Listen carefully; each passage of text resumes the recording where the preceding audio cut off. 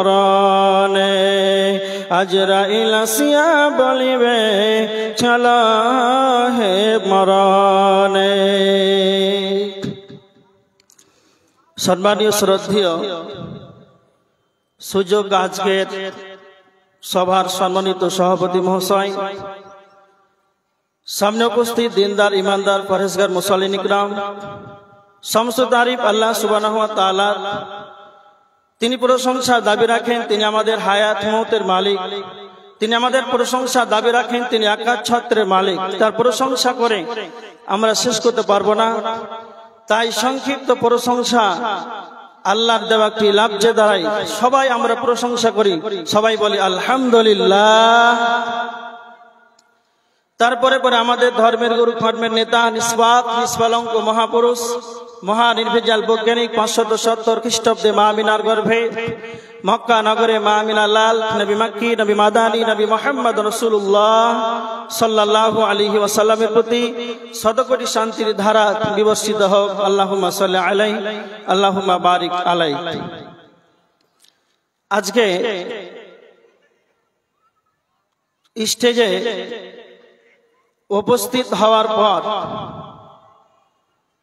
যে আয়াতগুলো আপনাদের সম্মুখে পরিবেশন করলাম সূরা আনআম থেকে, এবং একটি হাদিস পাঠ করেছি, এই আয়াত এবং হাদিসকে সামনে রেখে আজকের আলোচনা ইতি করব।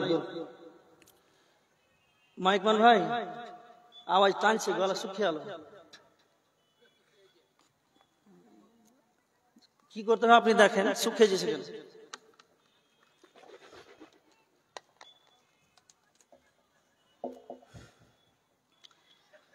আমার দিকে লক্ষ্য করেন। মুসনাদে আহমদ শরীফের হাদিস, আল্লাহ রাসূল সাল্লাল্লাহু আলাইহি ওয়াসাল্লাম সাহাবীদের সম্মুখে, সাহাবীরা আছেন, একটা সোজা আঁক টানলেন, একবারে সোজা সরল আঁক টানলেন। আঁক টানার পর সাহাবীদেরকে বলছেন, সাহাবীরা এই যে আমি আঁকটা টানলাম এটা হচ্ছে সহজ সরল পথ, এটাই হচ্ছে পথ, সুপথ, ইসলামের পথ। দুই, আল্লাহ নবী সাল্লাল্লাহু আলাইহি ওয়াসাল্লাম আরো কিছু ডানে বামে আরো অন্যান্য আঁক টানলেন। তা আল্লাহ রাসূল সাহাবীদেরকে বলেন, সাহাবীরা তোমরা শোনো, যেগুলো আমি ডানে বামে আঁকগুলো টানলাম এগুলো হচ্ছে শয়তানের পথ। প্রত্যেকটা রাস্তার মাথায় যেন শয়তান বসে আছে।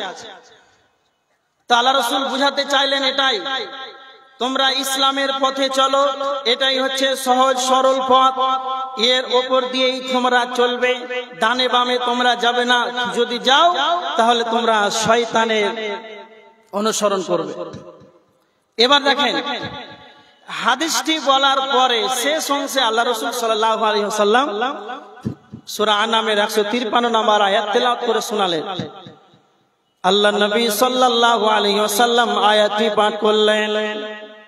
কোরআনের আয়াত, আল্লাহ বলেছেন ওয়া আন্না হাযা সিরাতি মুস্তাকিমা, আল্লাহ বলেছেন এটাই হলো সহজ সরল পথ, ফাত্তাবিউ, এর উপরেই তোমরা চলতে থাকো, ফাত্তাবিউ, একেই তোমরা অনুসরণ করো, ওয়ালা তাত্তাবিউ সুবুলা, তোমরা অন্য পথে যেও না, যদি যাও তাহলে ফাতাফাররাকা বিকুম আন সাবিলি, তোমরা যেন বিচ্ছেদ হয়ে যাবে, তোমরা যেন বিচ্ছিন্ন হয়ে যাবে।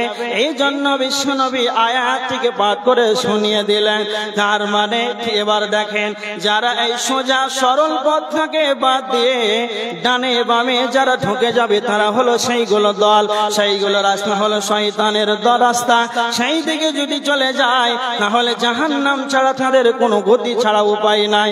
এবার আমার দিকে লক্ষ্য করেন, কিয়ামতের ময়দানে সূরা ইয়াসিনের 59, 61, 62, 63 নম্বর আয়াতের ভিতরে আল্লাহ বলেছেন, কিয়ামতের ময়দানে যেই দিন মুজরিমদেরকে আমার আল্লাহ আলাদা করে দিবেন, ওয়ামতাজুল ইয়াউমা আইয়ুহাল মুজরিমুন, আল্লাহ কিয়ামতের ময়দানে কাফেরদেরকে মুজরিমদেরকে আল্লাহ আলাদা করে দিবেন।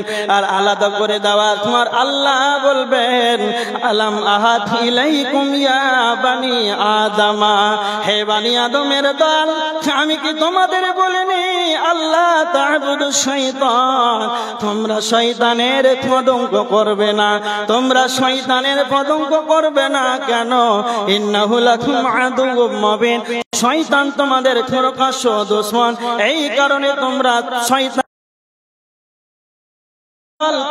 যেন পথভ্রষ্ট করে দিয়েছে। আফালাম তাকুনু তাকিলুন, থাকি তোমরা জানোনি। তারপর আমার আল্লাহ বলবেন, হাদিহি জাহান্নামুল্লাতী কুনতুম তুআদুন, এই সেই জাহান্নাম যার ব্যাপারে তোমাদেরকে ওয়াদা দেওয়া হয়েছিল, ইয়াসলাউহাল ইয়াউমা বিমা কুনতুম তাকফুরুন, এই জাহান্নামের ভিতরে তোমরা প্রবেশ করো। এবার দেখেন আল্লাহ কিয়ামতের দিন বানি আদম আমাদেরকে বলবেন, তার মানে যারা এই সোজা পথ থেকে যারা বিচ্ছিন্ন হয়ে যাবে, শয়তানের পথে চলে যাবে, তাহলে আল্লাহ কিয়ামতের দিন বলবেন, আমি কি তোমাদের বলিনি তোমরা শয়তানের গোলামি করবে না, তার অনুসরণ পদঙ্ক করবে না? কেন করেছিলে? আজ তোমরা জাহান্নামে প্রবেশ করো। এবার দেখেন, তার মানে যারা অন্য পথ অনুসরণ করবে তারা ঠিকানা হবে জাহান্নাম। তাহলে এই আয়াতটা ওয়া আন্না হাযা সিরাতি মুস্তাকিমা, এই আয়াতটার পূর্বে দুইটা আয়াত আল্লাহ আগে বলেছেন, এগুলো জান্নাত যাওয়ার রাস্তার কথা বলেছেন। যদি তোমরা এই সব বিষয়গুলো যদি তোমরা মানতে পারো, তাহলে তোমরা সুপথ এই সোজা সরল পথে চলতে থাকবে আর জান্নাতে চলে যাবে। আল্লাহ সুবহানাহু ওয়া তাআলা সূরা আনআমের 152, 51 আর 52 এই দুইটা আয়াতের ভিতরে 10টা কথা বলেছেন।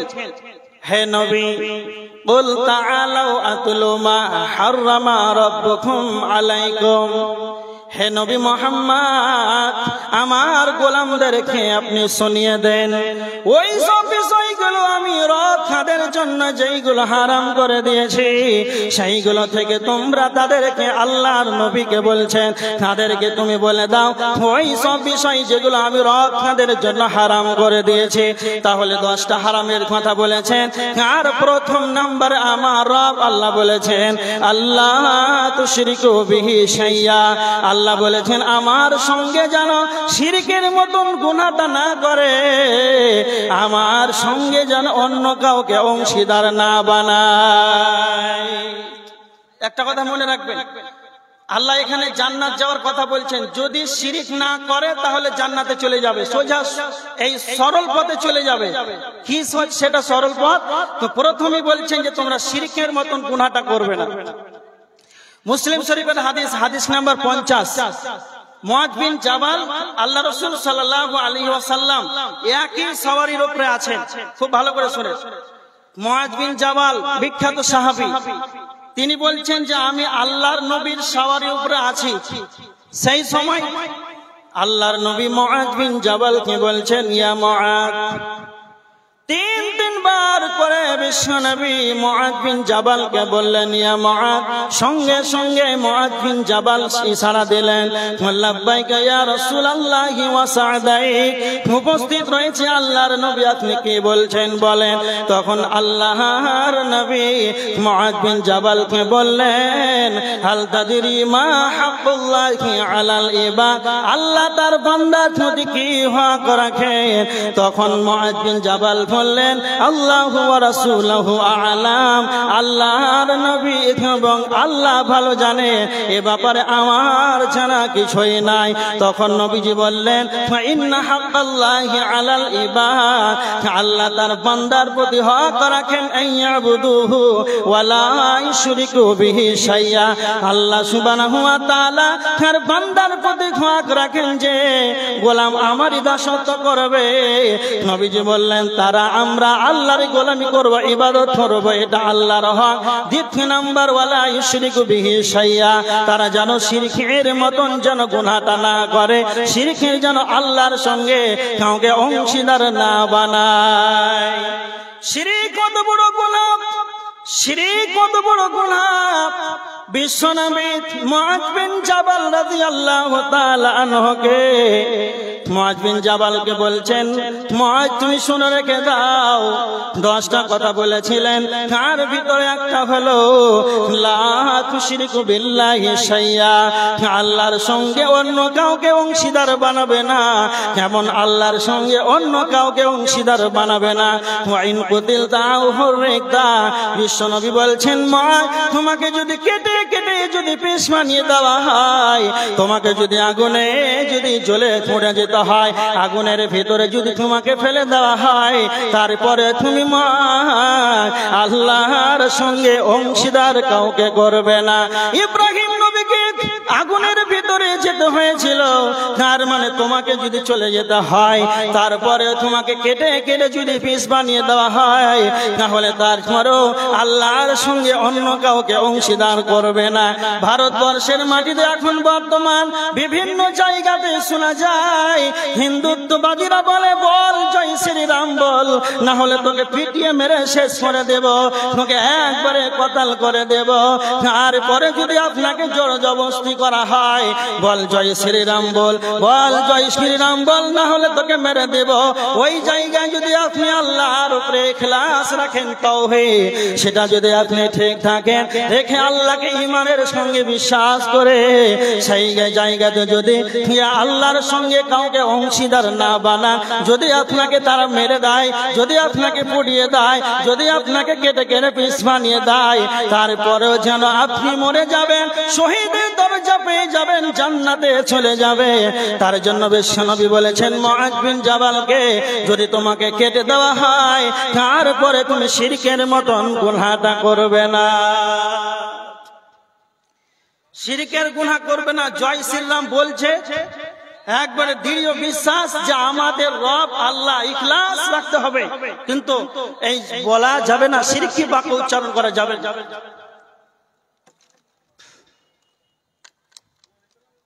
এবার দেখেন কেন এত কড়াকড়ি। মুআয বিন জাবালকে বলছেন কেটে দেওয়া হোক, পুড়িয়ে দেওয়া হোক, তারপরে শিরক করবে না। এত কঠোর কেন বলেছেন? কঠোর করে একটা হাদিস শুনে, তিরমিজি শরীফের হাদিস 2574 নম্বর হাদিস। হাদিসের রাবি হযরত আবু হুরায়রা রাদিয়াল্লাহু তাআলা আনহু, হাদিসটি সহিহ হাদিস। হযরত আবু হুরায়রা বর্ণনা করেছেন, আল্লাহর নবী বলেছেন, ইয়াখরুজু উনুকুন মিনান নার ইয়াউমাল কিয়ামাহ, কিয়ামতের ময়দানে জাহান্নামের একটা গর্দান বের হবে। কিয়ামতের ময়দানে জাহান্নামের একটা গর্দান বের হবে। লাহু আইনানি তুবসিরানি ওয়া উযুনানি তাসমাআন ওয়া লিসানুন ইয়ানতিকু, জাহান্নামের 2টা চক্ষু থাকবে, জাহান্নাম তা দিয়ে চক্ষু দ্বারা দেখতে পাবে। ওয়া উযুনানি তাসমাআন, জাহান্নামের কর্ণ থাকবে, জাহান্নাম এই কর্ণ দ্বারা শ্রবণ করতে পারবে, জাহান্নাম যেন শুনতে পাবে। ওয়া লিসানুন ইয়ানতিকু, জাহান্নামের জিহ্বা থাকবে, জিহ্বা থাকবে মানে জাহান্নাম যেন কথা বলতে পারবে, জাহান্নাম কথা বলবে। এই হাদিস দ্বারা প্রমাণ হলো। আর জাহান্নাম কথা বলবে, কি বলবে? নবীজি বলেছেন, ইয়াকুলু ইন্নী উকিলতু বিসালাসাতিন, জাহান্নাম সেই দিন বলবে, আল্লাহ আমাকে জাহান্নামকে 3 শ্রেণীর মানুষদের জন্য আল্লাহ আমাকে নিয়োজিত করেছে। তার ভিতরে একটা হলো ওয়া বিকুল্লি মান দাআ মা'আল্লাহি ইলাহান আখারা, যারা আল্লাহকে বাদ দিয়ে অন্যর কাছে মাথাটাকে নত করেছে, আল্লাহকে বাদ দিয়ে যারা পাথরের কাছে মাথাকে নত করেছে, মাজারের কাছে মাথাটাকে নত করেছে, এক কথায় যারা আল্লাহকে বাদ দিয়ে শিরকের মতন গুনার সঙ্গে যারা জড়িয়েছিল, জাহান্নাম তাদেরকে বলবে, কই সেই শিরক করনেওয়ালা কই, আমাকে দাও, আমি জাহান্নাম যেন তাদেরকে নিষ্পেষণ বানিয়ে দেব। আল্লাহ রাসূল এত কঠিন ভাবে কেন বললেন? এবার বুঝতে পারলেন তো? আল্লাহ নবী সাল্লাল্লাহু আলাইহি ওয়াসাল্লাম এত কঠিন ভাবে বললেন শিরিক করবে না, তোমাকে যদি পিস বানিয়ে কেটে দেওয়া হয় শিরিক করবে না, এত কঠোর কথা ব্যবহার করলেন কেন? যে জাহান্নাম কিয়ামতের দিন ডাকবে যে কই যারা শিরিক করেছে, জাহান্নাম নিজে বলবে। এই জন্য শিরিক করা যাবে কেমন? তারা জান্নাতে পাবে না। এই জন্য আল্লাহ সুবহানাহু ওয়া তাআলা আয়াত এটা যে জান্নাতে যদি যেতে হয় তাহলে শিরিক করবে না। আল্লাহ বলেছেন সূরা মাইদার ৭২ নম্বর আয়াত, ইন্নাহু মান ইউশরিক বিল্লাহি ফাকাদ হারামাল্লাহু আলাইহিল জান্নাহ। আল্লাহ বলেছেন নিশ্চয় যারা শিরকের মতন গুনাহ করবে তাদের জন্য জান্নাত হারাম। তার মানে যারা শিরকের মতন গুনাহ করে নেবে তারা জান্নাতে যাবে না। এর একটা দলিল শুনেন, বুখারী শরীফের হাদিস 3350 নম্বর হাদিস, হযরত ইব্রাহিম আলাইহিস সালাতু ওয়াস সালামের ঘটনা বুখারীর হাদিসে দেওয়া আছে। কিয়ামতের ময়দানে ইব্রাহিমের আব্বার জন্য, তার আব্বা ছিলেন মূর্তি পূজক, ইব্রাহিম নবীর আব্বা ছিলেন মূর্তি পূজক, নিজ হাতে মূর্তিকে বানিয়ে সেই মূর্তির যেন উপাসনা আরাধনা করত, আল্লাহকে যেন মানত না। ইব্রাহিম আলাইহিস সালাম আল্লাহকে বলবেন, আল্লাহ আপনি তো বলেছেন কিয়ামতের ময়দানে ইব্রাহিম তোমাকে আমি অপমান করব না। ইব্রাহিম বলবেন, আল্লাহ আপনি তো বলেছিলেন কিয়ামতের ময়দানে আমি তোমাকে অপমান করব না। আজ আমার আব্বা জাহান্নামে যাবে আর আমি নবী ইব্রাহিম যেন জান্নাতে যাব, এর চাইতে বড় অপমান আর কিছু হতে পারে না। আল্লাহ তখন বলছেন, ইন্নী হারামতুল জান্নাতা আলাল কাফিরিন। ইব্রাহিম রে, আমি কাফেরের জন্য জান্নাতকে হারাম করে দিয়েছি। তোমার আব্বা শিরক করেছে, মূর্তি পূজা করেছে, আর মানে এই জন্য জান্নাত হারাম। আর মানে যারা শিরকের মতন গুনাহটা করে নেবে তারা জাহান্নামে যাবে, এরা জান্নাতে যাবে না। শিরকের গুনাহ যারা করবে এরা জান্নাতে যাবে না। আল্লাহ রাসূলের একটা হাদিস মিশকাত শরীফের 38 নম্বর হাদিস, আল্লাহ রাসূল বলেছেন, মান মাতা ইশরিকু বিল্লাহি শাইয়া দাখালান নার। যে ব্যক্তি মারা গেল শিরিক করে, যে ব্যক্তি শিরিক করে মারা গেল সেই ব্যক্তি জাহান্নামে চলে গেল, তার ঠিকানা জাহান্নাম। তারপরে আল্লাহ রাসূল বলছেন, মান মাতা লা ইশরিকু বিল্লাহি শাইয়া, যে ব্যক্তি মারা গেল কিন্তু শিরকের মতন গুনাহ করলো না, দাখালাল জান্নাহ, সেই ব্যক্তি জান্নাতে চলে যাবে। হাদিসটা খুব ভালো করে বুঝুন। যেই ব্যক্তি শিরিক করলো না, শিরিক না করে যদি মরে যায় তাহলে আল্লাহ রাসূলের ভাষা সেই ব্যক্তি জান্নাত চলে যাবে। তাহলে এবার আপনার কি মনে, এত মানুষ পাপ করছে, গুনাহ করছে, এত ফাহিশা কাজের সাথে জড়িয়ে আছে, তবে কি জান্নাতে চলে যাবে? এই সম্পর্কে একটা হাদিস বুখারী শরীফের 1237 নম্বর হাদিস, জিবরাইল আলাইহিস সালাতু ওয়াস সালাম আল্লাহর নবীকে সুসংবাদ দিচ্ছেন। আল্লাহ রাসূল সাল্লাল্লাহু আলাইহি ওয়াসাল্লাম, জিবরাইল এসে আল্লাহ রাসূলকে বলছেন, ইয়া মুহাম্মদ আপনার জন্য সুসংবাদ, না তো কি, মান মাতা মিন উম্মতি লা ইশরিক বিল্লাহি শাইয়া, আপনার উম্মত যদি শিরক না করে মারা যায় তাহলে জান্নাতে চলে যাবে। খুব ভালো করে শুনে, এই পয়েন্টটা খুব ভালো করে শুনে। তারপরে আল্লাহর নবী জিবরাইলকে জিজ্ঞাসা করছেন, জিবরাইল কুলতু ওয়াইন জানা ওয়াইন সারাকা, যদিও সে চুরি করে, জেনা করে, তবে কি জান্নাত চলে যাবে? খুব ভাইটাল কথা, যে আমার উম্মত যদি শিরক না করে মারা যায় তাহলে জান্নাত চলে যাবে। তা আল্লাহ রাসূল তখন জিবরাইলকে বলছেন, যদি চুরি করে, যদি আর কিছু গুনাহ করে তাহলে কি হবে? সঙ্গে সঙ্গে জিবরাইল আলাইহিস সালাম আল্লাহ নবীকে বলেন, ওয়ালা ওয়াইন জানা ওয়াইন সারাকা, যদিও সে চুরি করে, যদিও সে জেনা করে, তাও জান্নাত চলে যাবে। কি ব্যাপারটা কি বুঝতে পারলেন? তবে মানুষ গুনাহ করে জান্নাত চলে যাবে শিরক না করলে? মুফাসসিরগণ এই হাদিসটিকে নিয়ে গবেষণা করে বলেছেন, যদি ওই ব্যক্তির শিরক করেনি, যদি ওর বড় বড় যদি গুনাহ থাকে, আল্লাহর উপরে এটা ছেড়ে দিতে হবে। আল্লাহ যদি চান তাহলে তাকে কিছুদিনের জন্য তাকে শাস্তি দিবেন, যে কাবিরা বড় বড় গুনাহ করেছে, এই গুনাহ স্বরূপ তাকে জাহান্নামে পুড়িয়ে আবার তাকে জান্নাতে দিবেন, এটা বলা হয়েছে। আর আল্লাহ যদি চান তাকে ক্ষমা করে দিবেন তো দিতে পারেন, আল্লাহ তাকে জান্নাত দিয়ে দিবেন। এই জন্য শিরিক করা যাবে না। মিশকাত শরীফের একটা হাদিস যে আল্লাহ রাসূল সাল্লাল্লাহু আলাইহি ওয়াসাল্লাম বলেছেন, কি বলেছেন?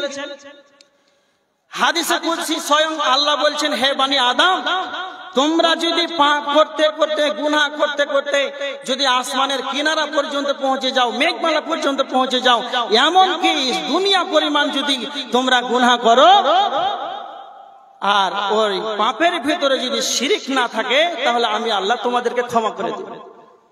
আর শিরিক যদি থাকে তাহলে ক্ষমা হবে না। কোরআনের আয়াত সূরা নিসার 48 নম্বর আয়াত, ইন্নাল্লাহা লা ইয়াগফিরু, নিশ্চয় আল্লাহ তাদেরকে ক্ষমা করবেন না যারা শিরকের গুনাহ করে। তার মানে জান্নাতে যদি যেতে হয় তাহলে শিরকের গুনাহ করা যাবে না। দ্বিতীয় নাম্বার, আল্লাহ বলেছেন ওয়াবিল ওয়ালিদাইনি ইহসানা, তোমার পিতামাতার সঙ্গে সৎ আচরণ করবে। জান্নাতে যেতে হলে তোমার পিতামাতার সঙ্গে ভদ্র ব্যবহার করবে। কেমন ভদ্র ব্যবহার? কেন নবীজি আল্লাহ বললেন জান্নাতে যদি যেতে হয় তাহলে তোমার পিতামাতার সঙ্গে সৎ আচরণ করো। কেন কথাটা বললেন?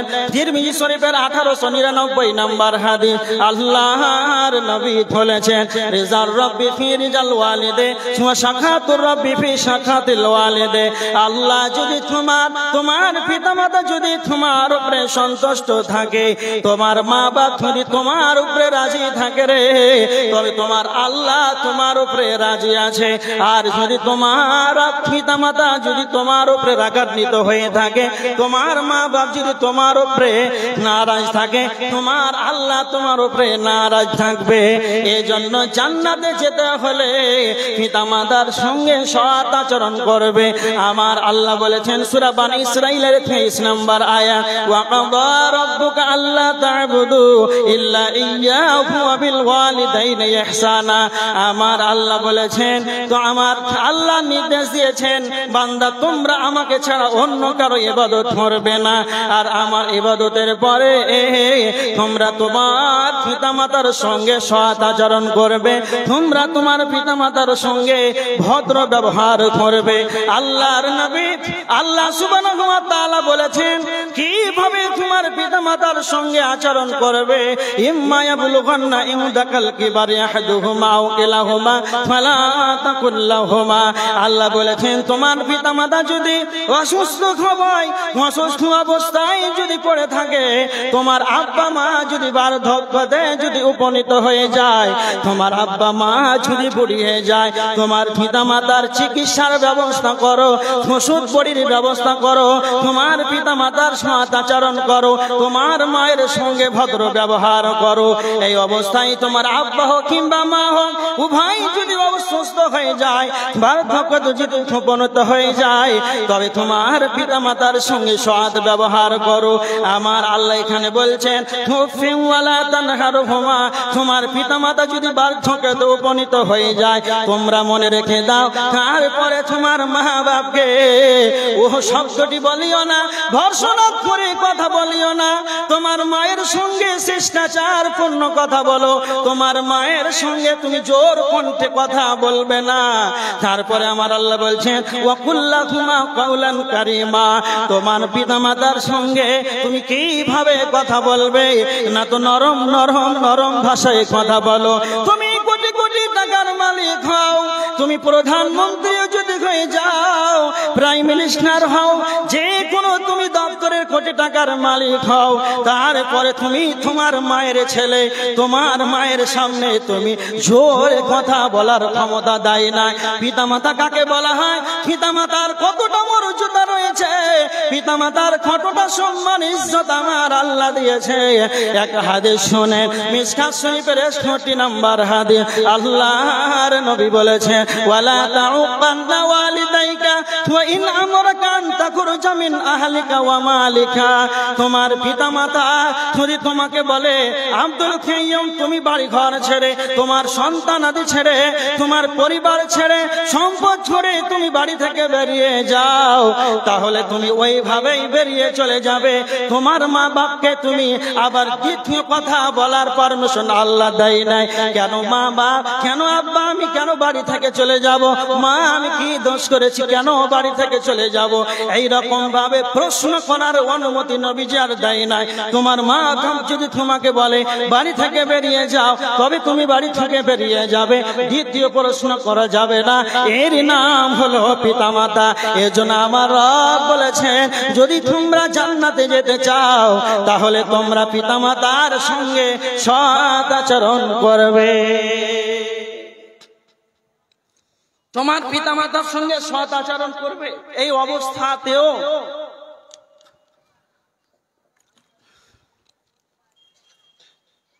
এবার দেখেন ইবনে মাজাহ শরীফের হাদিস, হাদিস নাম্বার 3662 নাম্বার হাদিস। আল্লাহ রাসূল সাল্লাল্লাহু আলাইহি ওয়াসাল্লামকে একজন সাহাবী বলছেন মা হাক্কুল ওয়ালিদাইনি আলা ওয়ালিদিহিমা, আল্লাহ নবী সন্তানের উপরে পিতামাতার কি অধিকার আছে? আল্লাহ রাসূল তখন বললেন হুমা জান্নাতুকা ওয়া নারুকা, উভয় তোমার মা বাপ হচ্ছে তোমার জন্য জান্নাত জাহান্নাম। তোমার পিতামাতা যদি তোমার উপরে রাজি থাকে তাহলে তুমি জান্নাত, তাহলে জাহান্নাম। তারপরে একটা মুসলিম শরীফের হাদিস 6404 নম্বর হাদিস। আল্লাহ রাসূল সাল্লাল্লাহু আলাইহি ওয়াসাল্লাম বলেছেন ক্বালা রাগিমান সুম্মা রাগিমান সুম্মা রাগিমান, তিনবার এই কথাটা বললেন, তার নাক ধুলাই মলিন হোক, তিনবার করে বললেন। তারপরে একজন সাহাবী বলছেন কি লামান ইয়া রাসূলুল্লাহ, সেই ব্যক্তি কে যার নাক ধুলাই মলিন হোক?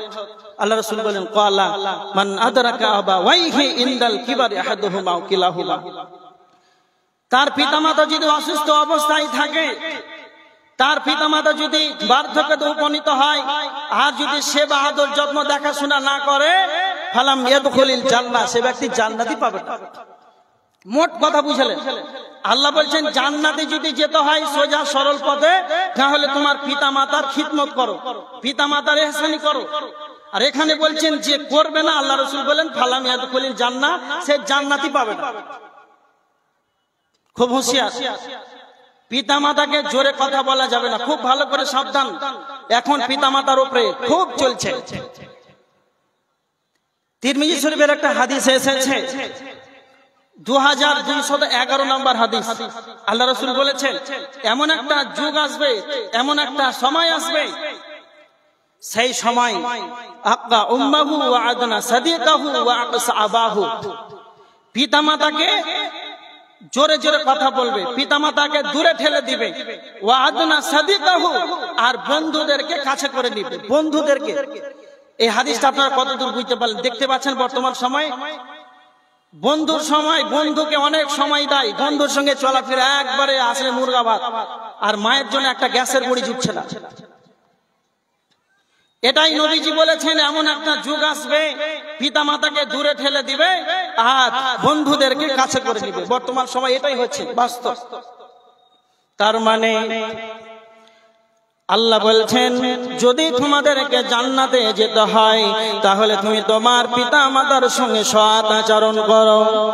নাম্বার 3 আল্লাহ বলেছেন যদি তোমরা জান্নাতের রাস্তায় চলতে থাকো তাহলে 3 নাম্বার আল্লাহ বললেন ওয়ালা তাকতুলু আওলাদাকুম মিন ইমলাক। আল্লাহ বলেছেন তোমরা দরিদ্রতার ভয়ে, খাবারের ভয়ে, গরিব হয়ে যাওয়ার ভয়ে, দারিদ্রতার অভাবের ভয়ে তুমি তোমার সন্তানকে হত্যা করো না। নাহনু নারযুকুকুম ওয়া ইয়্যাহু, আমি যেমন তোমাকে খাবার দিই, আমি যেমন তোমাকে দিই তাদেরকেও দেব, তুমি তোমার সন্তানদেরকে তুমি হত্যা করিও না। বর্তমান সময়ে এই কেস ভারী। জান্নাতে কি করে যাবেন একবার ভাবেন। মানুষ সন্তানকে হত্যা করে দেয়, মেরে দেয় শুধু খাবারের ভয়। এরকম মানুষ নাই? অনেক আছে।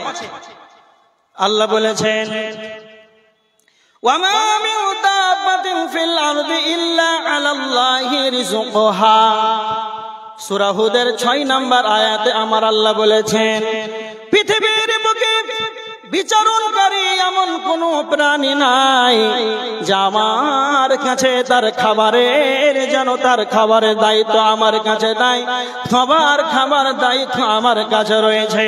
তার মানে আপনি যে খাবারের ভয়ে সন্তানকে হত্যা করেছেন, এই আয়াতের দিকে লক্ষ্য করেন। আমার আল্লাহ বলছেন, পৃথিবীর বুকে বিচারণকারী এমন কোন প্রাণী নাই, যেই ব্যক্তি প্রাণী নাই যার খাবারের দায়িত্ব আমার কাছে নাই। তার মানে খাবারের দায়িত্ব আমার কাছে, আমি হলাম রিজিকের মালিক।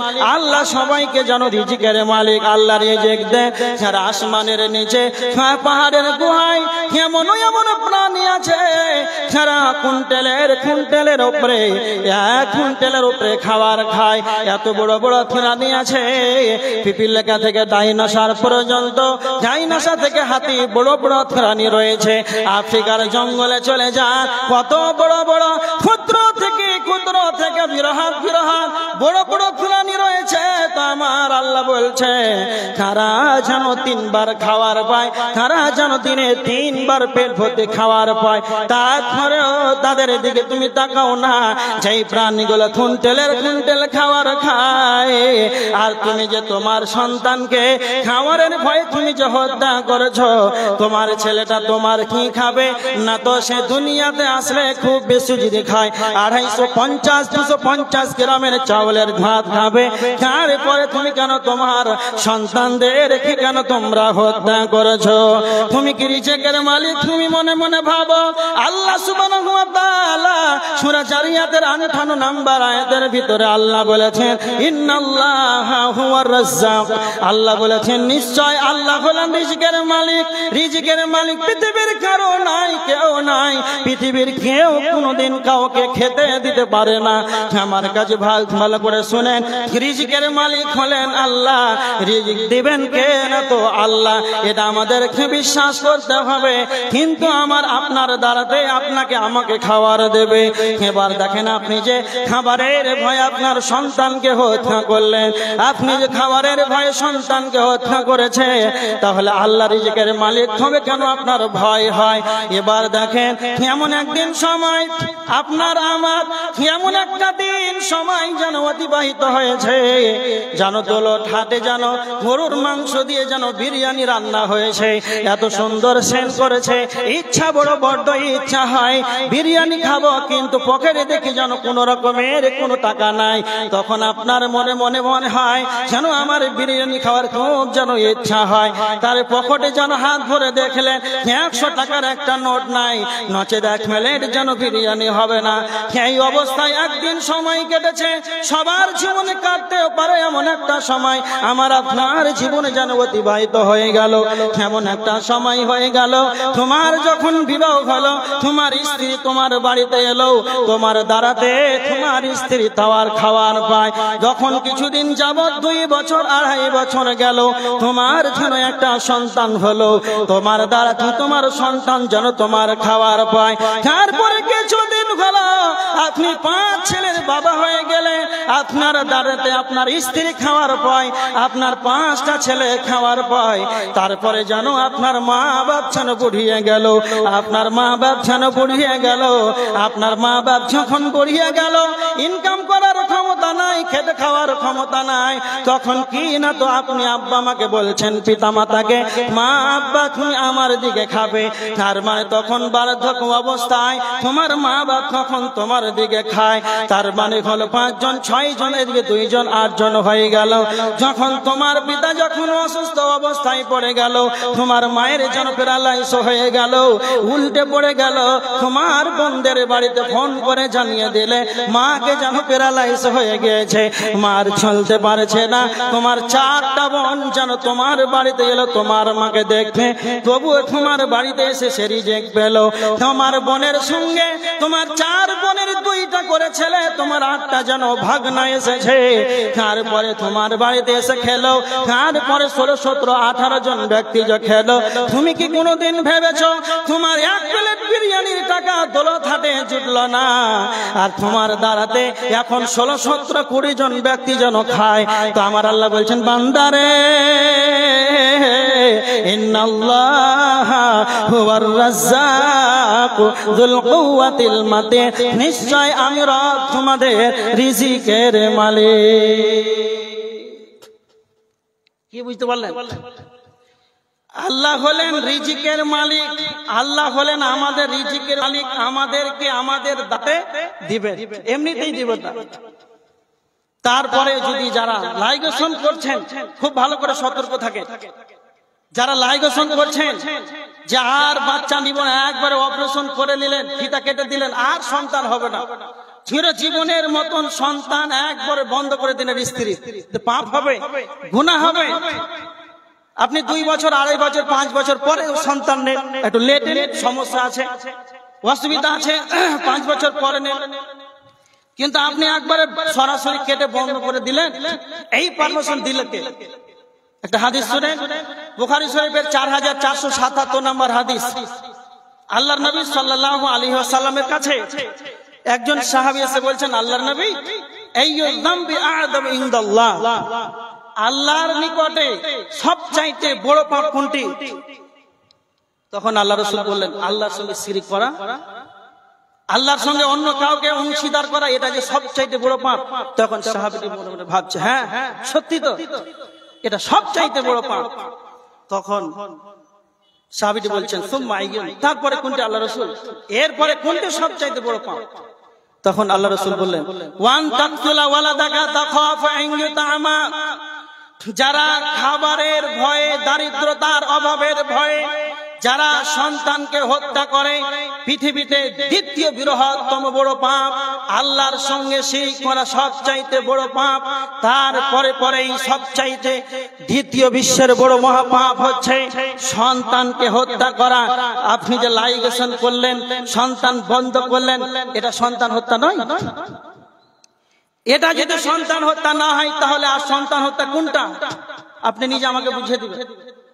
তার মানে আল্লাহ বলছেন, জান্নাতে যদি যেতে হয় তাহলে তুমি সন্তানকে হত্যা করিও না।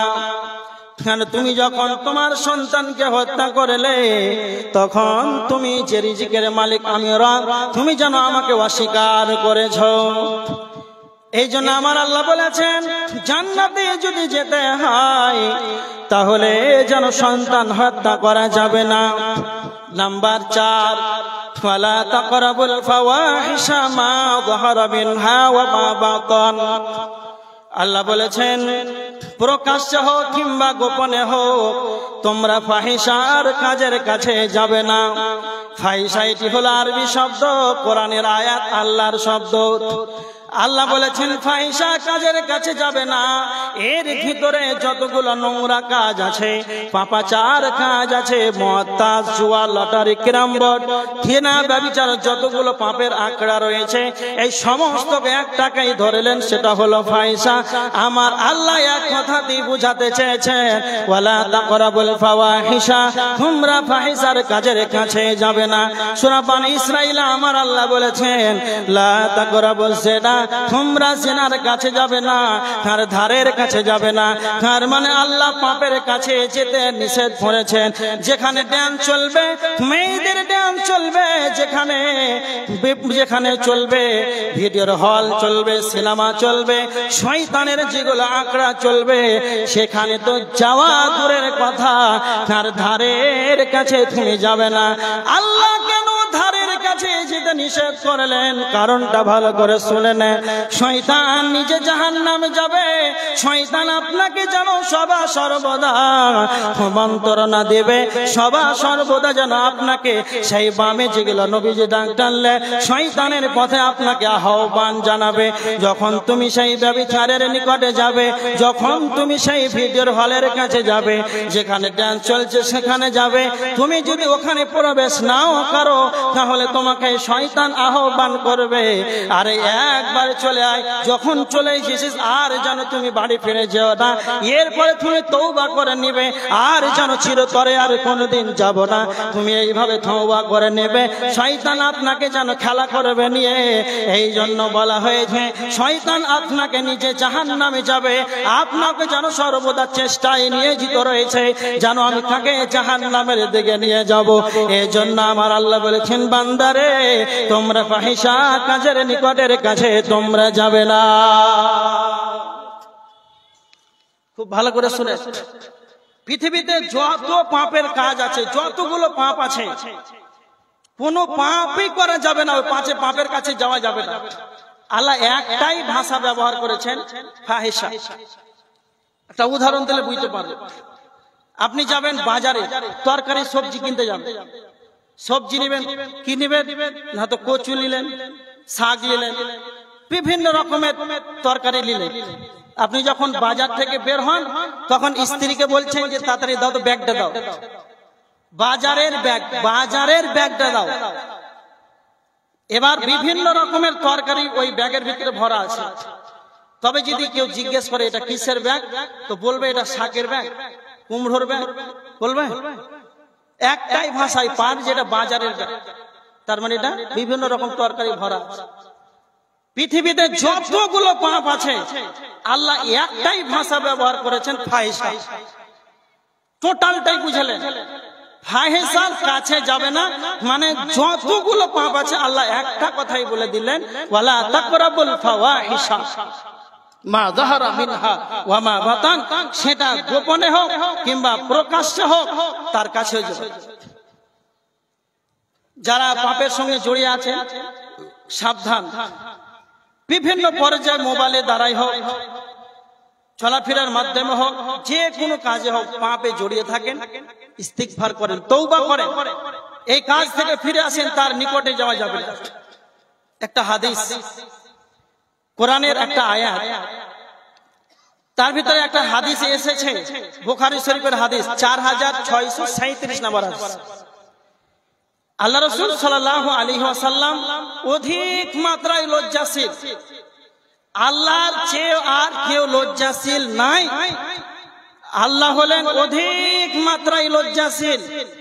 হাদিসের ভিতরে বলা হয়েছে যে অন্যায়কে, খারাপকে, নোংরাকে, জঘন্যকে আল্লাহ অন্যায়কে যতটা ঘৃণা করেন পৃথিবীতে আর কেউ করেন।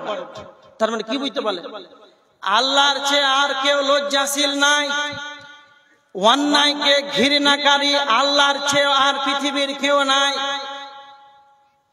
তো আল্লাহ বলছেন, আয়াত নাজিল হলো, হে মুহাম্মদ, কোরআনের আয়াত, সূরা আরাফের 33 নম্বর আয়াত।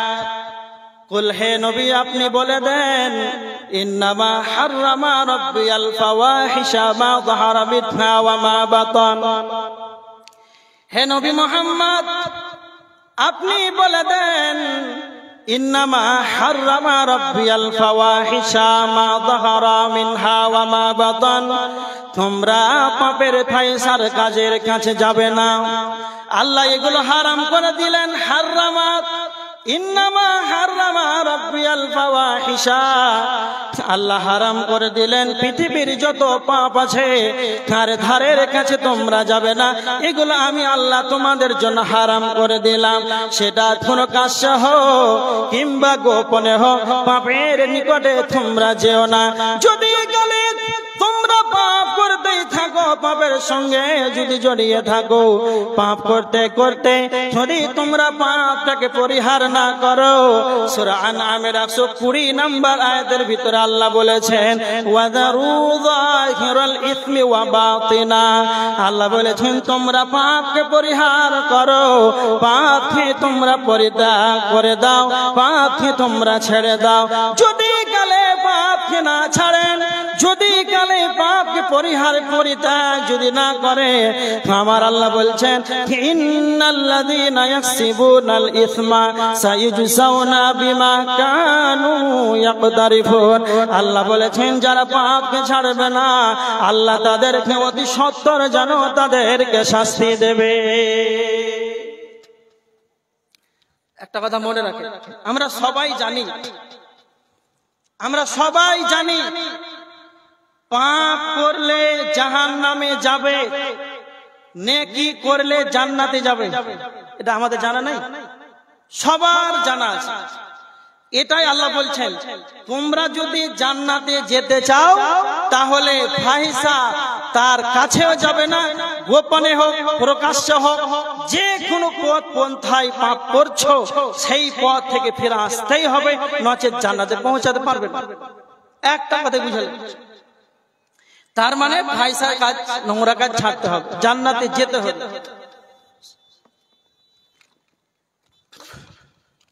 চারটা হয়ে গেল।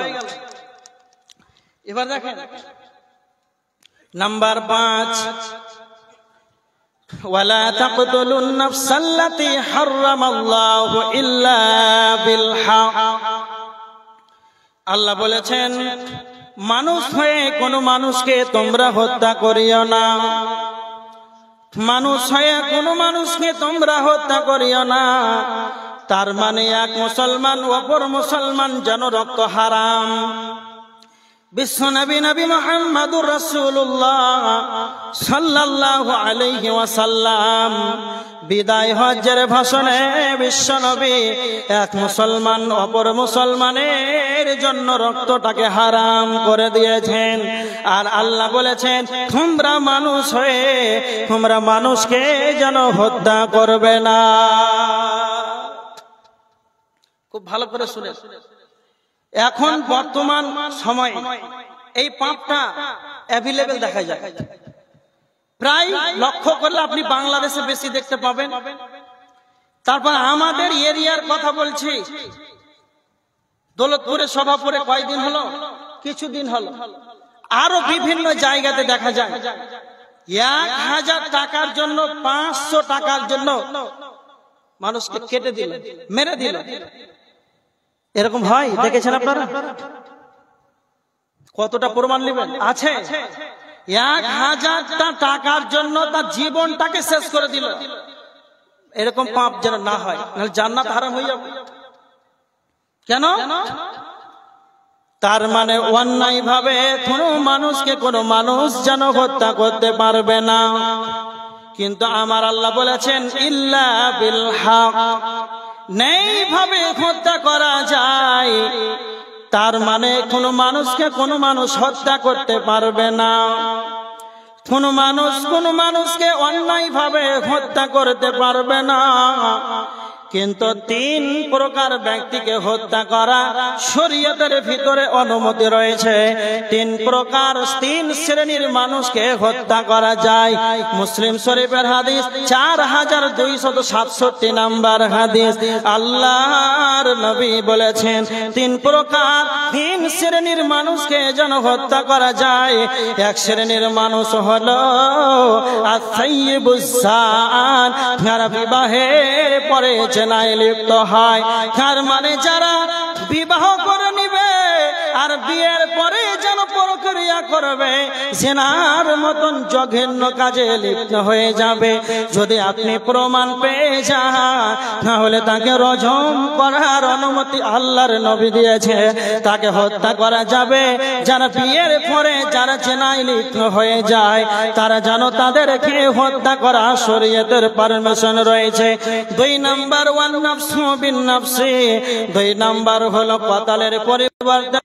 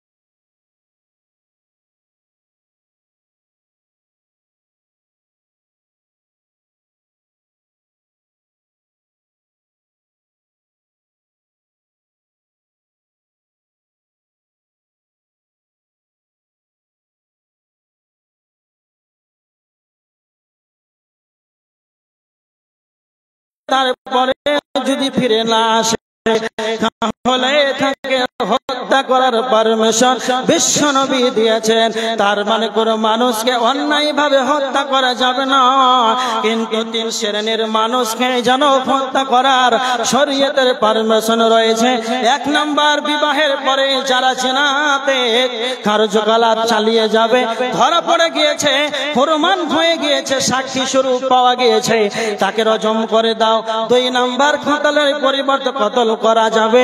3 নম্বর, দিন ধর্ম ইসলাম থেকে যারা মুরতাদ হয়ে যাবে, দিন ধর্ম থেকে যারা বেরিয়ে যাবে, তাদেরকে যেন হত্যা করা যায়। এছাড়া কোন মানুষকে আমার আল্লাহ বলছেন মানুষ হয়ে তোমরা করো, মানুষকে তোমরা মারবে না। বিশ্বনবী মিশকাত শরীফের 52 নম্বর হাদিস, নবীজি বলেছেন ইজতানিবুস সাবাল মুবিকাত, তোমরা 7টি ধ্বংসাত্মক বিষয় থেকে তোমরা নিজেকে দূরে রাখো। তার মানে 7টি ধ্বংসাত্মক বিষয় থেকে তোমরা নিজেকে দূরে থাকো।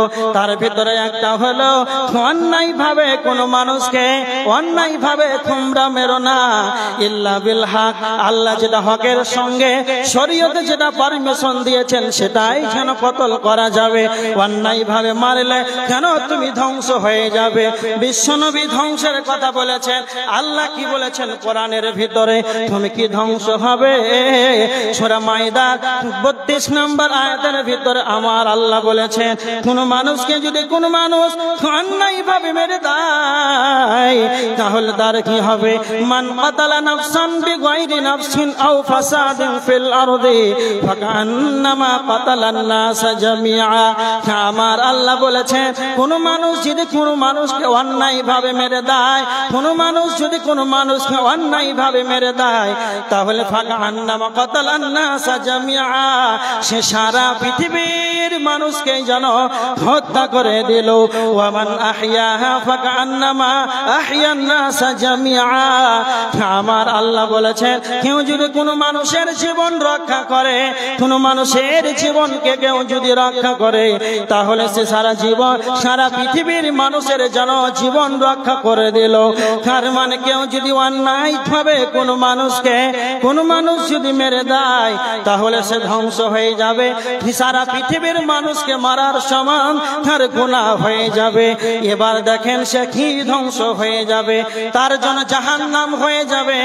আল্লাহ সুবহানাহু ওয়া তাআলা বলেছেন যদি তোমরা জান্নাতে যেতে চাও তাহলে তোমরা মানুষ হয়ে তোমরা মানুষকে কতল করবে না, নচেৎ তোমরা জান্নাতে যেতে পারবে না। কোন মানুষ যদি কোন মানুষকে মেরে দেয় তাহলে সে জান্নাতে যেতে পারবে না, তার ঠিকানা জাহান্নামে হয়ে যাবে। সূরা নিসার 93 নম্বর আয়াতের ভিতরে আল্লাহ বলেছেন ওয়া মান ইয়াকতুল মুমিনা মুতাআম্মিদান ফাজাযাউহু জাহান্নাম খালিদান ফিহা ওয়া গাদিবাল্লাহু আলাইহি ওয়া লা'নাহু ওয়া আ'আদ্দা লাহু আযাবান আযীমা। আমার আল্লাহ বলেছেন কোন মুসলমানকে কোন মুমিনকে কেউ যদি অন্যায়ভাবে মেরে দেয় তাহলে তার ঠিকানা হবে জাহান্নাম খালিদান ফিহা, সে চিরকাল জাহান্নামের ভিতরে থাকবে। তার মানে যারা মানুষকে অন্যায়ভাবে হত্যা করে দেবে এরা চিরতরে যেন জাহান্নামে চলে যাবে, জান্নাতে যাওয়া যাবে না। তার মানে কোন মানুষকে কোন মানুষ অন্যায়ভাবে মারতে পারে না, এটা হারাম। যদি কেউ অন্যায়ভাবে মারে তাহলে জান্নাত পাবে না। একটা হাদিস শুনেন, মুসলিম শরীফের হাদিস 4273 নম্বর হাদিস। আল্লাহ নবী সাল্লাল্লাহু আলাইহি ওয়াসাল্লাম বলেছেন আউয়ালু মা ইউকযা বাইনান নাসি ইয়াউমাল কিয়ামাতি ফিদ দিমা, কিয়ামতের দিন সর্বপ্রথম হিসাব হবে, বিচার হবে, সেটা হবে হত্যা সম্পর্ক, রক্ত মানে হত্যা সম্পর্কে। এই হত্যা সম্পর্কে কিয়ামতের ময়দানে সর্বপ্রথম বিচার হবে। একটা কথা শুনেন, আপনারা অনেকেই মসজিদের ইমামদের কাছ থেকে শুনেছেন আউয়ালু মা ইউহাসাবু বিহিল আবদু ইয়াউমাল কিয়ামাতিস সালাহ। আবু দাউদের হাদিস, তিরমিজির হাদিস। কিয়ামতের দিন সর্বপ্রথম বিচার হবে সালাত। এটা আপনারা শুনেছেন না শুনেন না? শুনেছেন? কিয়ামতের দিন সর্বপ্রথম হিসাব নেওয়া হবে সালাতের। আর এই মুসলিম শরীফের হাদিস, সেই হাদিস, এখানে বলা হয়েছে কিয়ামতের দিন বিচার হবে সর্বপ্রথম, সেটা হচ্ছে হত্যা সম্পর্কে। খুব ভালো করে কথাটা বুঝা। তাহলে দুইটা হাদিস এখানে তারুজ লেগে গেল। কি হলো অবস্থা দেখেন, কি কোনটা মানবে? দুইটা হাদিস তো সহিহ, এতে কোনো জাইবের কোনো কিছুই নাই। এখানে মাসলা হলো, খুব ভালো করে কথাটা বুঝে, পাপ কয় রকম আপনারা বলতে পারবেন? দুই প্রকার পাপ। একটা হচ্ছে আল্লাহর সঙ্গে জড়িত পাপ, খুব ভালো করে বুঝেন। একটা হচ্ছে আল্লাহর সঙ্গে জড়িত পাপ, আর একটা হচ্ছে বান্দার সঙ্গে জড়িত পাপ। তাহলে দুইটা পাপ হচ্ছে দুই প্রকার। অন্য হাদিসে যে বলা হয়েছে যে কিয়ামতের দিন হিসাব নেওয়া হবে সালাতে, তো এই সালাতটা এমন একটা ইবাদত, এটা হচ্ছে আল্লাহর সঙ্গে জড়িত পাপ। কেউ যদি সালাত আদায় না করে তাহলে এটা বান্দার সঙ্গে জড়িত পাপ না। কথাটা ভালো করে বুঝেন। পাপ হচ্ছে দুই প্রকার, একটা আল্লাহর সঙ্গে জড়িত পাপ, আর একটা হচ্ছে বান্দার সঙ্গে জড়িত পাপ। কেমন? আপনি সালাত ছেড়ে দিয়েছেন, এটা গুনাহ করেছেন, পাপ করেছেন, এটা আল্লাহ চাইলে আপনাকে ক্ষমা করে দিবে। আল্লাহ চাইলে ক্ষমা করে দিবে, এটা ক্ষমা হয়ে যাবে। খুব ভালো করে দেখেন, আল্লাহ চাইলে আপনাকে ক্ষমা করে দিবে, ক্ষমা হয়ে যাবে।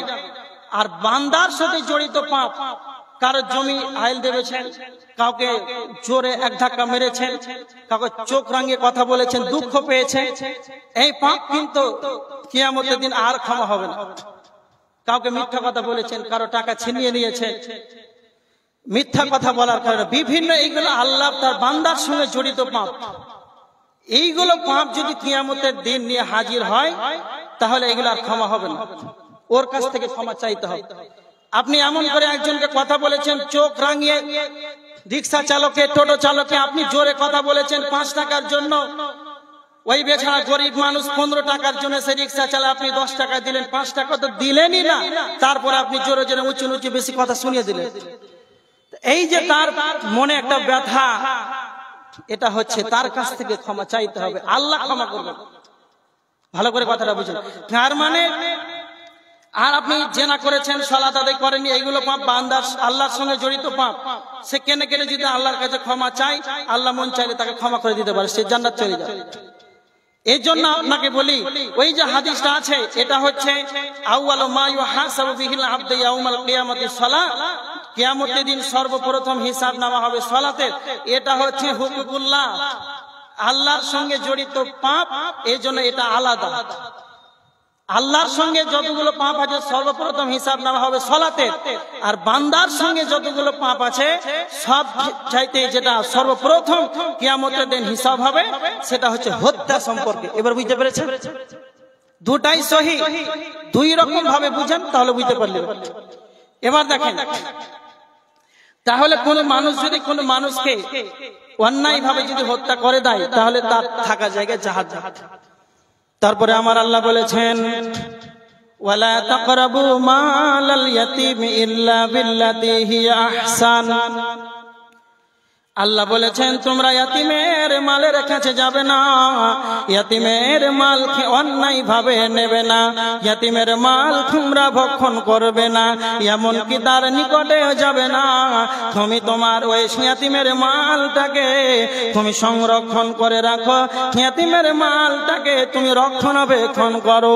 ধরেন আপনাকে আল্লাহ পরীক্ষা করার জন্য সারা পৃথিবীর মানুষ যত আছে, কারো না কারো বাড়িতে যেন ইয়াতিম বাচ্চা আছে, আত্মীয় স্বজনের ভিতরে হোক, ফ্যামিলির ভিতরে হোক না কেন, এইগুলো যখন ইয়াতিম হয়ে যাবে, ইয়াতিমের মালটাকে আপনি খরচ করবেন। যদি করতে পারেন ওই ইয়াতিম বাচ্চার জন্য করবেন, ওই বাচ্চাটা লেখাপড়ার জন্য, ইয়াতিম বাচ্চাটার চিকিৎসার জন্য, তাকে মানুষের মতন মানুষ বানানোর জন্য, তাকে মানুষ বানাবার জন্য ইয়াতিমের মালটাকে তার জন্য খরচা করতে পারে। কিন্তু মনে রাখবেন, ইয়াতিমের মাল আপনি আপনি যেন সরিষা দানা পরিমাণ যেন নেওয়ার চেষ্টা করবেন না, নচেত ধ্বংস হয়ে যাবে। আল্লাহ সুবহানাহু ওয়া তাআলা বলেছেন ইয়াতিমের মালের কাছে যাবে না। আল্লাহ বলেছেন কতদিন, যতদিন সেই ব্যক্তি সাবালক না হবে, ইয়াতিম বাচ্চাটা যতদিন বড় না হবে, আডাল না হবে, যুবক না হবে, যতদিন তার ভালো মন্দর বোঝার ক্ষমতা না হবে, ততদিন তার ইয়াতিমের মালকে তুমি রক্ষণাবেক্ষণ করো। এটা আল্লাহ তোমাকে যেন পরীক্ষা করেছে। নচেত তুমি যদি ইয়াতিমের মাল যদি নিয়ে নাও, তাহলে তুমি ধ্বংস হয়ে যাবে। আল্লাহর নবী বলেছেন ইজতানিবুস সাবআল মুবিকাত, তোমরা 7টি ধ্বংসাত্মক বিষয় থেকে তোমরা নিজেকে দূরে রাখবে। তার ভিতরে একটা হলো ওয়াকলু মালিল ইয়াতীম, তোমরা ইয়াতিমের মালকে অন্যায় ভাবে খাবে না, ইয়াতিমের মাল খেয়ে তোমরা অন্যায় ভাবে নেবে না। যদি কালে তোমরা ইয়াতিমের মালটাকে যদি নিয়ে নাও, তাহলে যেন তোমরা ধ্বংস হয়ে যাবে। এবার দেখেন, খুব ভালো করে শুনে, আল্লাহ বলছেন যদি জান্নাতে যেতে হয়, যদি কালে জান্নাতে যেতে হয়,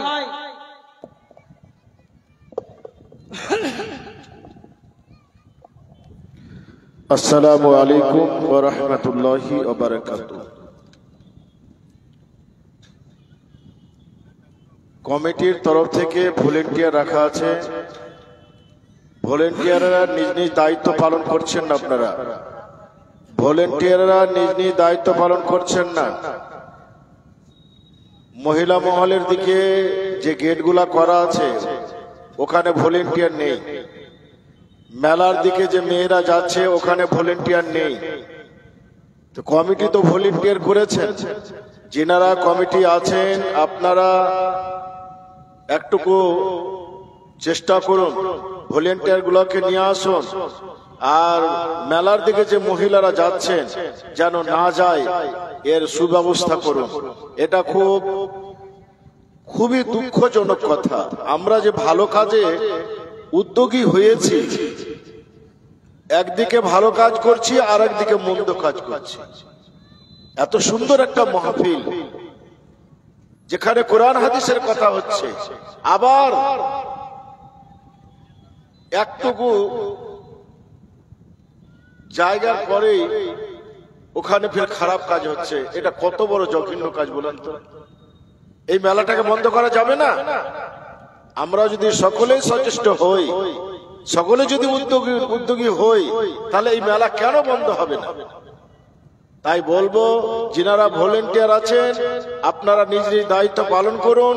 কমিটিরাকে বলবো আপনারাও নিজের দায়িত্ব পালন করুন, ভলেন্টিয়ারকে নিয়ে আসুন আর রাস্তায় রাস্তায় পহরা দেওয়ার চেষ্টা করুন। আর একটা জিনিস, এখানে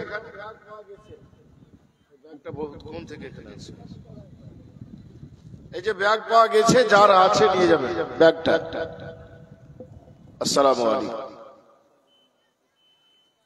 জয় হোক। এবার দেখেন, বলছিলাম ইয়াতিম এটা আপনার ফ্যামিলিতে হোক আর আত্মীয় স্বজনের ভিতরে যেই হোক, গ্রামে হোক, তাদের দিকে একটু লক্ষ্য রাখতে হবে। কেন?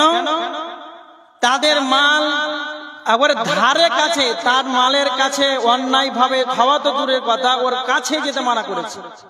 যে যেটা খরচা করবে যদি করতে হয়, তাহলে এতিম বাচ্চার জন্য করবে, এতিমের জন্য করবে, নিজে এতিমের মালটাকে ভক্ষণ করবে না। এবার দেখেন, কেউ যদি এতিমের মালটাকে খেয়ে নেয়, ভক্ষণ করে নাই, তো আল্লাহ রাসূল বলছেন যে ওয়াকলু মালিল ইয়াতিম, যে অন্যায় ভাবে ইয়াতিমের মালকে ভক্ষণ করবে সে ধ্বংস হয়ে যাবে। কেমন ধ্বংস হবে? সে ধ্বংস হবে তো কেমন ধ্বংস হবে?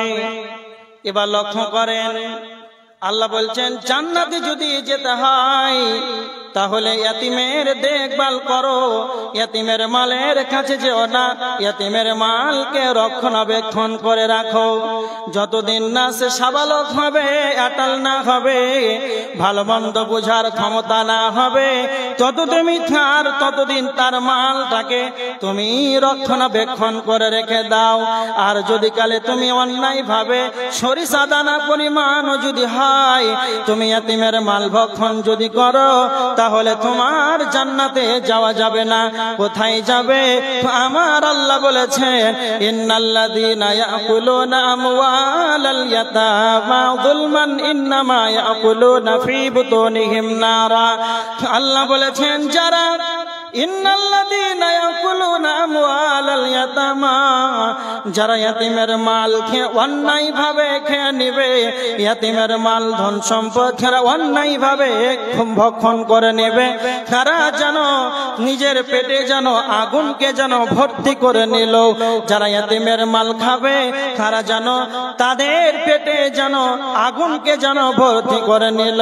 এর জন্য আমার আল্লাহ বলেছে, ওয়াসায়াসলাউনা সাইরা, তার ঠিকানা হবে জাহান্নাম, সে যেন জাহান্নামে চলে যাবে। তার মানে যদি জান্নাতে যেতে হয়, তাহলে ইয়াতিমের দেখভাল করতে হবে। বিশ্বনবী নবী মুহাম্মদুর রাসূলুল্লাহ সাল্লাল্লাহু আলাইহি ওয়াসাল্লাম বলেছেন, বুখারী শরীফের হাদিস 5304 নম্বর হাদিস, আল্লাহর নবী বলেছেন, ওয়া আনা ওয়া কাফিলুল ইয়াতীমি ফিল জান্নাতি, যারা ইয়াতিমের দেখভাল করবে, যারা ইয়াতিমের দেখাশোনা করবে, আমি নবী মুহাম্মাদের সঙ্গে যেন তারা জান্নাতের ভিতরে থাকবে। তার মানে কতটা যেন ফজিলত রয়েছে। যারা ইয়াতিমের দেখভাল করবে রে, তারা নবী মুহাম্মদ সাল্লাল্লাহু আলাইহি ওয়াসাল্লামের সঙ্গে জান্নাতের ভিতরে থাকবে। তবে নবীজি বলেছেন কতটা দূরে থাকবে, বিশাবাবাতি ওয়াল উস্তা ওয়া ফাররাজা বাইনাহুমা শাইআ, যেমন তরজনী আঙুল রয়েছে, শাহাদাত আঙুল রয়েছে, এই দুইটা আঙুল যতটা দূরত্ব রয়েছে, আমার দিকে লক্ষ্য করেন, এই শাহাদাত আঙুল কতটা দূরত্ব রয়েছে, আর এই তরজনী আঙুল কতটা দূরত্ব রয়েছে। এই এতটা দূরত্ব যতটা সমপরিমাণ, আল্লাহর নবী বলেছেন, যারা ইয়াতিমের দেখভাল করবে, আর আমি নবী মুহাম্মদ এতটা দূরত্বে তাদের সঙ্গে জান্নাতের ভিতরে থাকব। কতটা ফজিলত, খুব ভালো করে শুনেন। ইয়াতিমের দেখভাল করলে কতটা ফজিলত, যে নবীর সঙ্গে জান্নাতের কথা বলা আছে, যে নবী আল্লাহর নবীর সঙ্গে সেই ব্যক্তি জান্নাতে একবারে নিকটবর্তী থাকবে, কাছাকাছি থাকবে, এতটা দূরত্ব। খুব ভালো করে শুনেন। এবার দেখেন, আল্লাহ সুবহানাহু ওয়া তাআলা বলেছেন, জান্নাতের ভিতরে যদি যেতে হয়, তাহলে কি বলেছেন, ওয়া আউফুল কাইলা ওয়াল মিজানা বিল কিস, তোমরা মাপে ও ওজনে তোমরা নেই ভাবে দেবে, অন্যায় ভাবে দেবে না। তোমরা মাপে এবং ওজনে সঠিক ভাবে দেবে, ওজনে কম দেওয়া যাবে না। এটা খুব ভালো করে শুনে। এই কেসের রোগী অনেক, এই ওজনে কম দেওয়া, দাড়ি মারা, যারা বিড়ির মুন্সি আছে, তারা খুব ভালো করে শুনে। যারা মাংস বিক্রেতা, মাংস বিক্রি করেন, কসাইখানার মালিক, তারা খুব ভালো করে শুনে। ওজনে কম দেওয়া যাবে না। আল্লাহ সুবহানাহু ওয়া তাআলা সূরা রহমানের 9 নম্বর আয়াতের ভিতরে বলেছেন, ওয়া আকিমুল ওয়াজনা বিল কিস, আল্লাহ বলেছেন তোমরা ন্যায্য ওজন প্রতিষ্ঠা করো।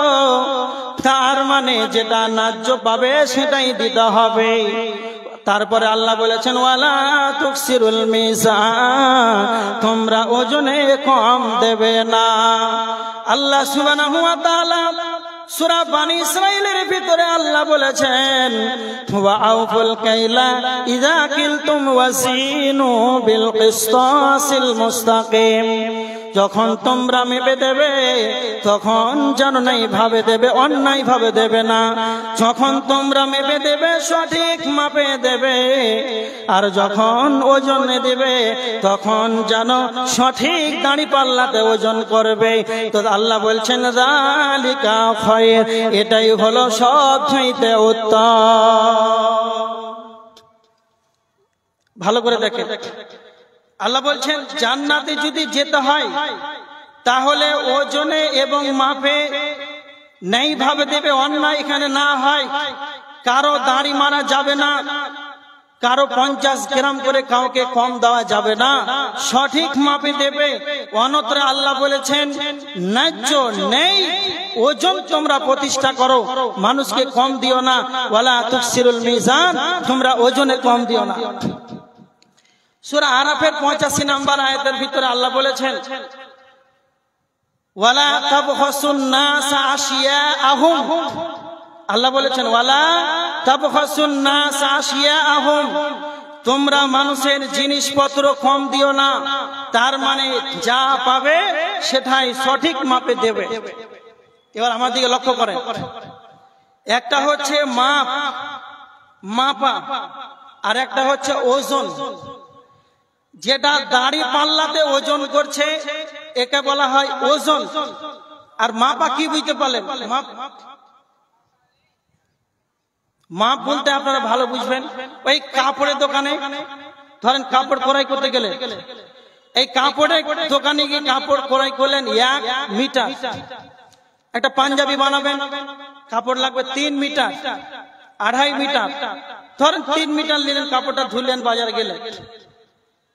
তো এই 3 মিটারে 10 কিংবা 15, 20, 25 আপনি সাদা সিধে মানুষ বুঝতে পারেন না, তো আপনাকে এই কম দিয়ে দিল। 25 কিংবা 10 যদি কাপড় কম দিয়ে দেয়, এটা মাপ বলা হয়। তাহলে আপনি কিছু বুঝতে পারবেন? কিছু বুঝতে পারবেন। কিন্তু আল্লাহর বিচারে কাঠ করে ধরা পড়তেই হবে, কোনো উপায় নাই। যারা কাপড় বিক্রেতা আছেন তারাও খুব ভালো করে শুনে, এই যে 10 টাকা কাপড় কম দিলেন, তাহলে আপনার কি অবস্থা হবে? তারপরে বড় বড় যারা লরি দেয়,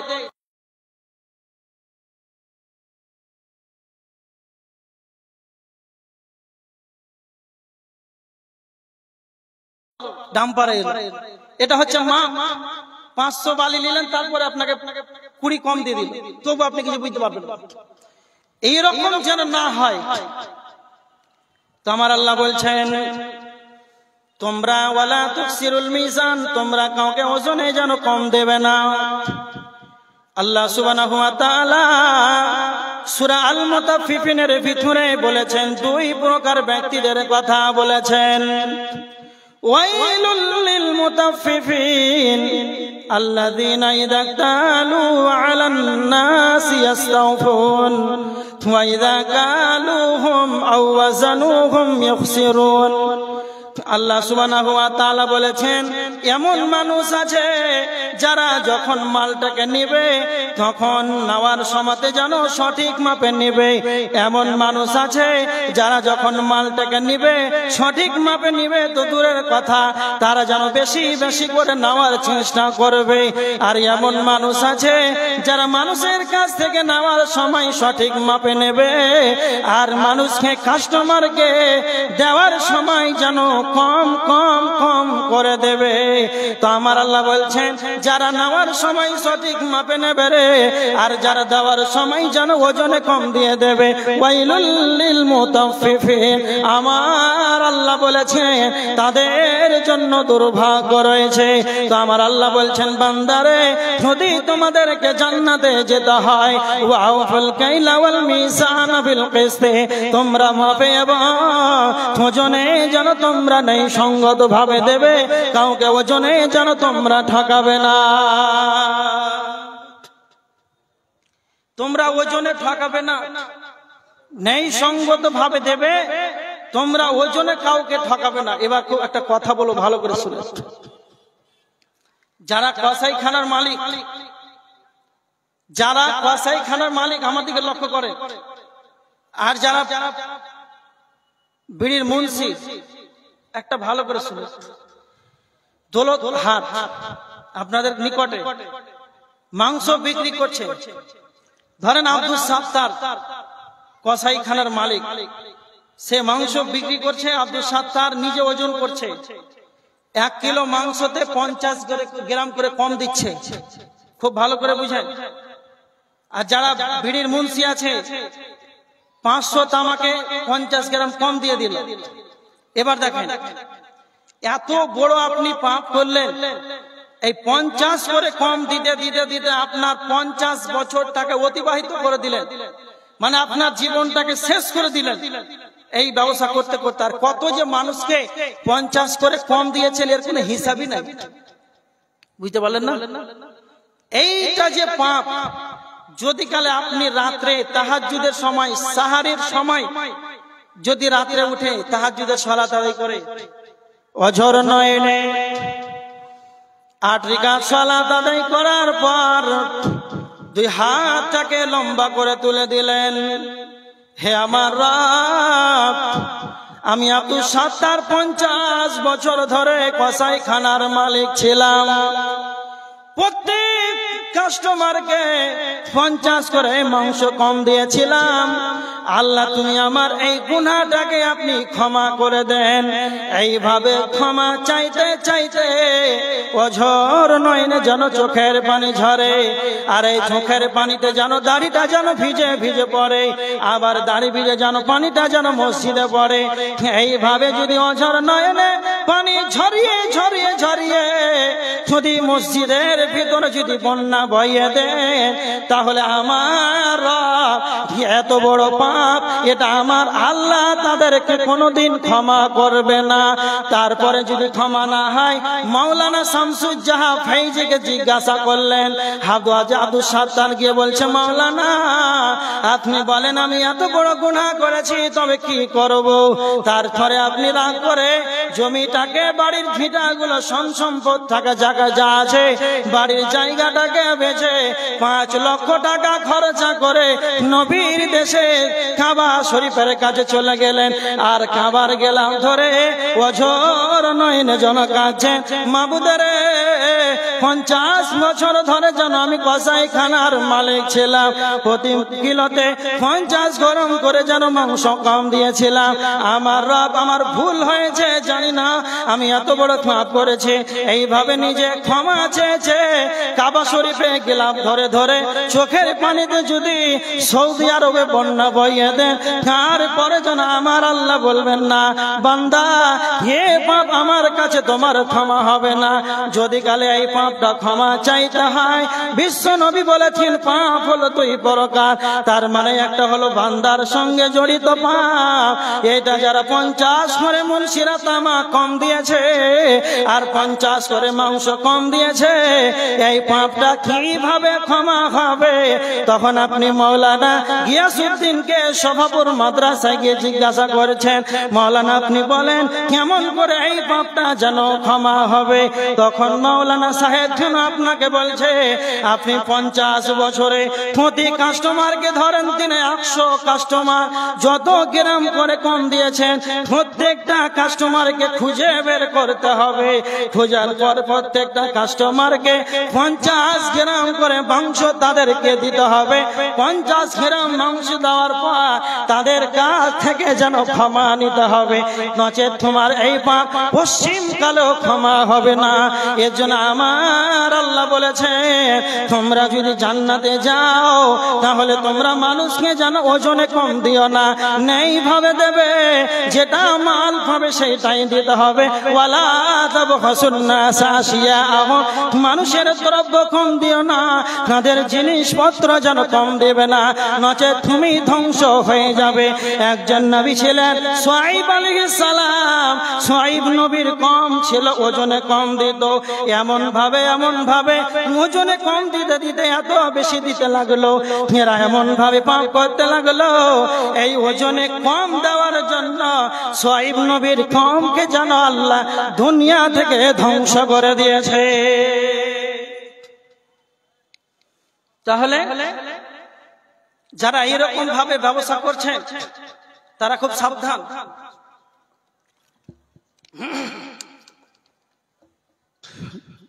যারাই ওজনের ব্যবসা, দোকানদারি হোক, চল ডাল, যে কোনো পন্থায়, যে কোনো ব্যবসায় এইভাবে যদি আপনি দাঁড়ি মারেন তাহলে অবস্থা খারাপ, তাহলে ওজনে কম দেওয়া যাবে না। তারপরে আমার আল্লাহ বলছেন وَإِذَا قُلْتُمْ فَاعْدِلُوا وَلَوْ كَانَ ذَا قُرْبَى। আল্লাহ বলেছেন জান্নাতে যদি যেতে হয় তবে তোমরা যখন কথা বলবে তখন ন্যায় সঙ্গত ভাবে কথা বলবে, ইনসাফের সঙ্গে কথা বলবে। তোমরা সেখানে ওয়ালাউ কানা যা কুরবা, সেখানে যদি তোমার নিকট আত্মীয় হয়, তোমার ভাইয়ের সঙ্গে যদি বিচার হয়, তোমার আব্বার সঙ্গে হয়, তোমার কাকার সঙ্গে যদি হয়, তোমার যতগুলো আত্মীয় কাছের আত্মীয় আছে তাদের নিজের আত্মীয় হলেও তুমি ইনসাফের সঙ্গে কথা বলবে। এখানে কথা বলা বলতে কি বুঝতে পারলেন? যখন কোনো বিচার করবে, যখন কোনো বিচার করবে, এই বিচারের মধ্যে ধরেন আপনারা 4 ভাই, আপনার 4টা চাচা, তারপরে আপনার অন্য দাদুর আরো চাচা আছে, তাহলে আপনার চাচতো চাচা নিজের চাচা, এই 2 জনের জমি নিয়ে খুব ঝামেলা। কথা ভালো করে বুঝেন, নিজের চাচা মানে নিজের আব্বার ভাই, আর চাচতো তারপরে মানে আমার বড় দাদুর অন্য দাদুর ছেলে, ওটা একটা চাচা। তো এই তারা 2 ভাই জমি নিয়ে ঝামেলা করছে, আর আপনি তাদের ভাতিজা, তাদের ছেলে, আপনাকে বিচারে ডেকেছে। ওই জায়গাতেও যদি কথা বলতে হয় তো তোমার নিজের যেটা রক্তের, যেটা তোমার নিজের চাচা, সেটাকে তুমি সাপোর্ট করে কথা বলবে। এটাই আল্লাহ বলছেন ওয়ালাউ কানা যা কুরবা, যদিও তোমার নিজের আত্মীয় হয় তাহলেও তুমি তার দিকে হয়ে কথা বলবে না, ইনসাফের সঙ্গে কথা বলবে। বিচারের মধ্যে বিচার করতে গেলেন, এমন জায়গা গেলেন বিচারে যে আপনার যে দোষী আছে সে যেন আপনার শত্রু হয়ে আছে, তো এমন ভাবে বিচার করবেন সেই জায়গাতে যেন শত্রু দিকে যেন আপনি গড়িয়ে দিবেন, এটাও যেন না হয়। তারপরে যদি আপনার বন্ধু যদি থাকে, কাছের যদি বন্ধু হয়, তাহলে তার দিকে যে আপনি মাফ করে দিবেন, এটাও যেন না হয়। তার মানে জান্নাতে যেতে হলে আল্লাহ বলছেন ইনসাফের সঙ্গে কথা বলবে। যখন বিচার করবে, বিচারের যখন তোমরা বসবে, মীমাংসায় বসে যাবে, যখন তোমাদেরকে কথা বলতে হবে, ওয়াইদা কুলতুম ফাদিলু ওয়ালাউ কানা যা কুরবা, তোমার নিকট আত্মীয় যদি হয় তাহলে সেখানে তুমি তাদের ইনসাফের সঙ্গে কথা বলবে। নচেৎ তুমি যদি বেইনসাফি করো তাহলে তুমি জান্নাতে পাবে না, জান্নাত পাবে না। আর যদি তুমি ইমামুল আদিল হও, নাই পরায়ণ নেতা হও, তুমি যদি ভালো বিচারক হও, আমার রব বুখারী শরীফের আল্লাহর নবী বুখারী শরীফের হাদিসের ভিতরে বলেছেন শাফাআতুন ইযিল্লুহুমুল্লাহু ফি যিল্লিহি ইয়াওমা লা যিল্লা ইল্লা যিল্লুহু, কিয়ামতের ময়দানে কোন রকম ছায়া থাকবে না, শুধু একটাই ছায়া থাকবে, সেটা হলো আল্লাহর রহমতেরই ছায়া। কেউ বলে আল্লাহর আরশের ছায়া, এই ছায়াতে তুমি জায়গা পাবে রে, 7 শ্রেণীর মানুষ যেন জায়গা পাবে। তো প্রথম নাম্বার আরশের নিচে ছায়া পাবে, আল্লাহর রহমতের ছায়ার নিচে থাকবে তারাই যারা ইনসাফের সঙ্গে বিচার করেছে, ইমামুন আদিল। যারা ইনসাফের সঙ্গে কথা বলবে তারা আরশের নিচে ছায়া পাবে। যারা নেই প্রায় নেতা হবে, নেতা হয়েছেন, যার তার দিকে বিচার গড়ে দেবে, এটা না হয়, সেখানে ইনসাফ করতে হবে। এবার দেখেন অবি আহাদিল্লাহি আউফু, 9 নম্বর, আল্লাহর অঙ্গীকার পূর্ণ করতে হবে। তাফসিরে ইবনে কাসির যতগুলো তাফসির আছে, এই অঙ্গীকার বলতে তাফসিরবিদ মুফাসসিরগণ তাফসির করেছেন যে আলামে আরওয়াতে যে আল্লাহ সুবহানাহু ওয়া তাআলা আমাদেরকে সবাইকে একত্রিত করেছিলেন, সেই দিন আমাদেরকে আল্লাহ প্রতিজ্ঞা নিয়েছিলেন যে আলাস্তু বিরব্বিকুম, আমি কি তোমাদের আল্লাহ নই? তখন আমরা সবাই বলেছিলাম ক্বালু বালা, আপনি আমাদের রব। সেই দিন যে আমরা স্বীকার করেছিলাম আল্লাহ যে আমাদের প্রতিজ্ঞা নিয়েছিলেন, তা আল্লাহ বলছেন আন তাকুলু ইয়াউমাল কিয়ামা ইন্না কুননা আন হাদা গাফিলিন, যাতে তোমরা কিয়ামতের দিন জানো ভুলে না যাও। এই যে অঙ্গীকার আমরা করেছি যে আজকে সালাত আদায় করব না, আল্লাহকে মানি না, এটা পূর্ণ করতে হবে। লাস্ট শেষ 10 নাম্বার, লা ইউকাল্লিফু নাফসান ইল্লা উসআহা, যতগুলো কোরআনের হুকুম হাকাম নিয়ম কানুন যা আছে, আর এই 10টা পরস্পর যে কথা বললাম, শিরিক করবে না, পিতামাতার সঙ্গে অবাধ আচরণ করবে না, খারাপ ব্যবহার করবে না, অকারণে অন্যায় ভাবে খাদ্যের ভয়ে দারিদ্রতার ভয়ে সন্তানকে হত্যা করবে না, ভাইসার কাছে যাবে না, মানুষকে অন্যায় ভাবে হত্যা করবে না, ইয়াতিমের মালকে সংরক্ষণ করে রাখো, ইয়াতিমের মালের কাছে যেও না, ওজনে মাপে কম দাও, আল্লাহর অঙ্গীকার পূর্ণ করো। তা আল্লাহ বলছেন লা ইউকাল্লিফু নাফসান ইল্লা উসআহা, আল্লাহ বলছেন যে আমি এমন কোনো কাউকে সাধ্যের উপরে অতি কষ্ট দিই না, এগুলো সব তারা মানতে পারবে। আল্লাহ যেন আমাদেরকে সকলকেই এই কথাগুলো শ্রবণ করার পর বক্তা এবং শ্রোতার উভয় আমল করার তৌফিক দান করুক। আল্লাহুম্মা আমিন। ওয়া মা আলাইনা ইল্লাল বালাগ। আসসালামু আলাইকুম ওয়া রাহমাতুল্লাহ।